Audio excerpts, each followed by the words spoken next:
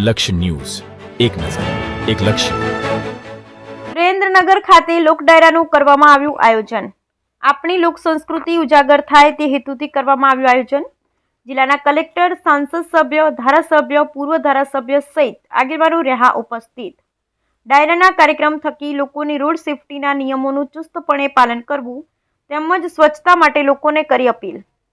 વાહન ઓવરસ્પીડ ન ચલાવવું તેમજ હેલ્મેટ પહેરી જેવા નિયમો લોકો પાલન કરે તેવી અપીલ. જિલ્લાના આરટીઓમાં સારી કામગીરી કરનાર કર્મચારીઓનું કરવામાં આવ્યું સન્માન. આગામી દિવસોમાં જિલ્લાના ગામડે ગામડે સ્વચ્છતા માટે આગળ આવે અને પોતાના ગામને સ્વચ્છ રાખે તે માટે કરવામાં આવશે વિવિધ કાર્યક્રમો. જિલ્લાની ટાંગલિયા આર્ટ જે ખૂબ જૂની છે તેના સ્ટોલ રાખવામાં આવ્યા. સુરેન્દ્રનગર શહેરમાં હીરો કંપનીના શોરૂમની 10મી વર્ષગાંઠ નિમિત્તે એક લોક ડાયરાનું આયોજન કરવામાં આવ્યું. આજના ફાસ્ટ યુગમાં લોકો પોતાના પરિવાર સાથે માણી શકે તેવા કાર્યક્રમ યોજાય તે જરૂરી છે. ત્યારે આવા કાર્યક્રમ થકી લોકોને મનોરંજન આપી શકીએ છીએ, સાથે સમાજને સારા સંદેશ પણ આપી શકીએ છીએ. આજે યોજાયેલ કાર્યક્રમમાં આયોજકો દ્વારા લોકોને સ્વચ્છતા અભિયાન માટે તેમજ રોડ સેફટીના નિયમોના પાલન કરવા માટે લોકોને અપીલ કરી હતી. સાથે જિલ્લાના આરટીઓ વિભાગમાં શ્રેષ્ઠ કામ કરનાર કર્મચારીઓના સન્માન કરવામાં આવ્યા હતા. કાર્યક્રમમાં જિલ્લા કલેક્ટર, જિલ્લાના સાંસદ સભ્ય તેમજ ધારાસભ્ય, પૂર્વ ધારાસભ્ય સહિત તેમજ જિલ્લા ભાજપના સંગઠનના આગેવાનો ઉપસ્થિત રહ્યા હતા. સાહિત્યકાર માયાભાઈ આહિરે લોકોને આપણી સંસ્કૃતિ તેમજ આપણી માતૃભાષા વિશે વાતો કરી હતી. સાથે લોકોને અપીલ પણ કરી હતી કે રોડ સેફટી માટેના નિયમોનું ચુસ્તપણે પાલન કરે અને સ્વચ્છતા અભિયાન આપણે બધા જોડાઈએ અને આપણી સંસ્કૃતિનું જતન કરીએ એવી આપણી અપીલ કરી હતી લોકોને. Bureau report Brijesh Trivedi, Surendranagar.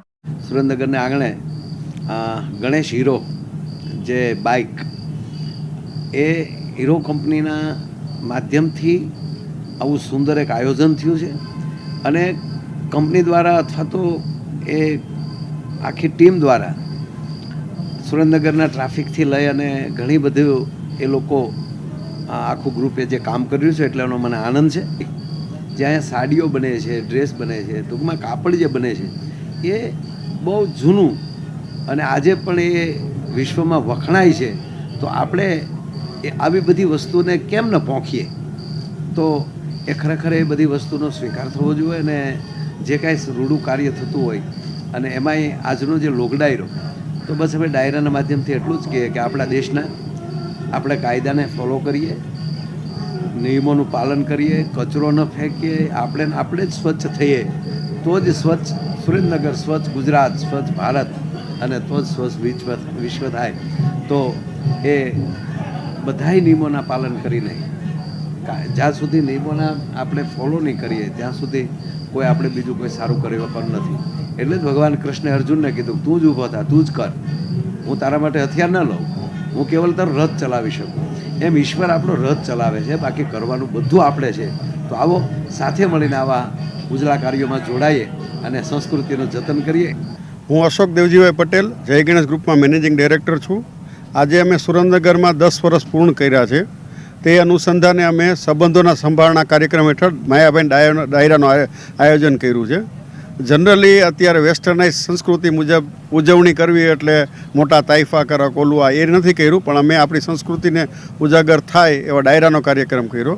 અને ડાયરાનો કાર્યક્રમ ફક્ત ડાયરાનો કાર્યક્રમ નથી, પણ એની સાથે અમે સુરેન્દ્રનગરમાંથી જે 4 પોલીસ કર્મચારીઓ જે ખૂબ સારું કામ કરે છે, ફૂટબોલના પ્લેયર છે, એ લોકો ખૂબ સારું કામ કરે છે. ટાંગલિયા આર્ટ છે, ટાંગલિયા આર્ટ માટે અમે સ્ટોર પણ બનાવ્યો છે ને એને અમે ભવિષ્યમાં પરમનન્ટ સ્ટોર પણ કલેક્ટર સાહેબની સૂચના મુજબ કરી દેવાના છે. મેં અનુભવ કર્યું છે કે આપણા સૌરાષ્ટ્રમાં બધા તાલુકાઓના પ્રમાણમાં, જિલ્લાઓના પ્રમાણમાં સુરેન્દ્રનગરમાં આપણે વધારે માનવ મૂડી ગુમાવીએ છીએ.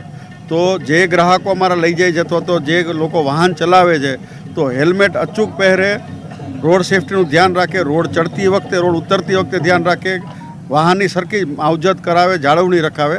અને ખાસ 3 જણા ટ્રિપલ સવારી ચાલતા હોય, છોકરું આગળ બેસાડેલું હોય તો એ ખૂબ જોખમી છે. આપણે આ ન કરી શકીએ, આપણે આ ના કરવું જોઈએ. તદુપરાંત આપણે જોઈએ તો વિદેશમાં આપણે જોઈએ તો સ્વચ્છતાનું જે મહત્ત્વ છે, આપણા પ્રાઇમ મિનિસ્ટર સાહેબ પણ સ્વચ્છતાને ખૂબ મહત્ત્વ આપે છે.